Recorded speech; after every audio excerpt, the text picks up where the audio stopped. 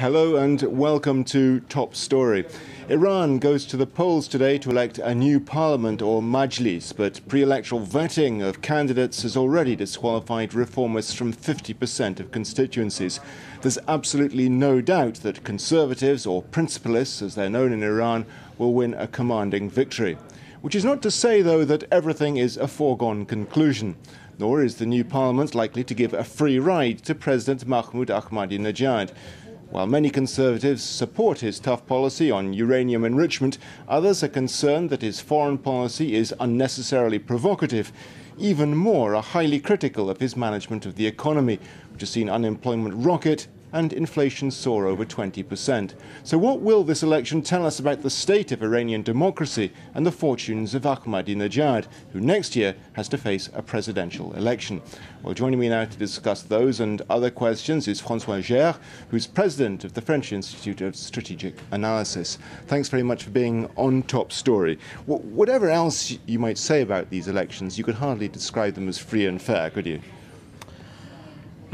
They are deeply related to the system itself, and that means that it is dominated by the clerics, that is in nature very authoritarian, and also it is influenced by the mechanisms which are extremely complex of the Iranian constitution, which has created a number of centers of power, and which has given the ability to the Guardian Council to invalidate some candidates on grounds which are not well defined. Well, you mentioned the Guardian Council. What is this organisation which seems to have enormous power of deciding who can participate or not participate in the electoral process? The Guardian has been created immediately after the revolution.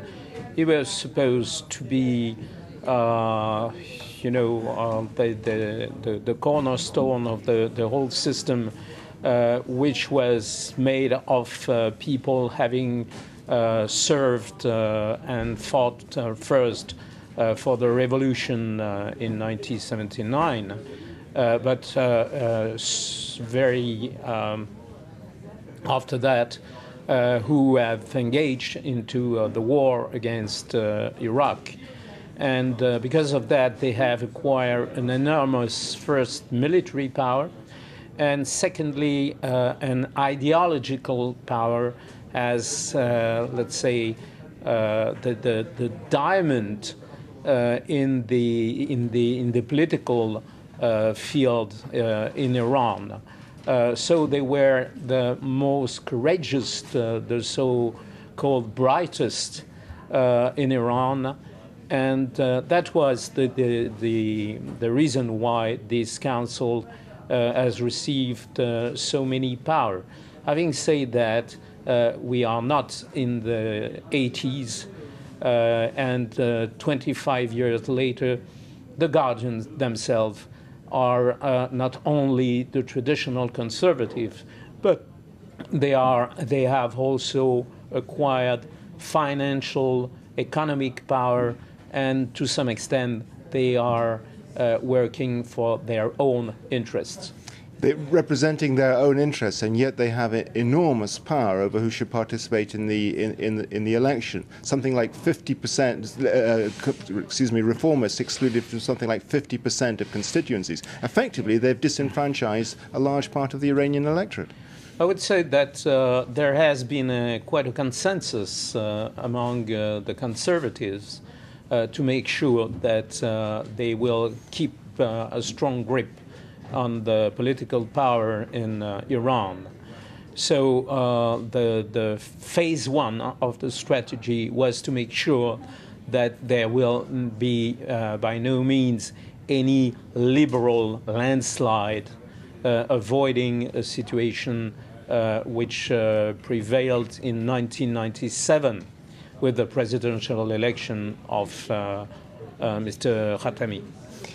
Having said that, phase two is the competition for power among the conservative. And here we have a very complex and very interesting situation where, on the one hand, you have those very hardliners who want to keep the power for themselves and continue on the track of Ahmadinejad. And on the other hand, you have more, let's say, moderate conservatives. So despite the exclusion of the reformers, this is a genuine election in many respects. Yes, but not all the moderate and not all the liberals have been ousted out of the election process. So it gives to the moderate conservative the ability to rely upon a small number of liberals, which can be helpful if they want to gain power and if they want to prevail against the more hardliners and the more hawkish conservative. So the liberal can have a pivotal role in spite of their relative limited number. It's easy to criticize the Iranian electoral system, but if you compare it with similar electoral systems in the region, it's actually quite progressive. Well, you know, comparison in the Middle East is a very delicate exercise because you've got to take into account many elements, not only the election process, but also the freedom of speech, the freedom of the press.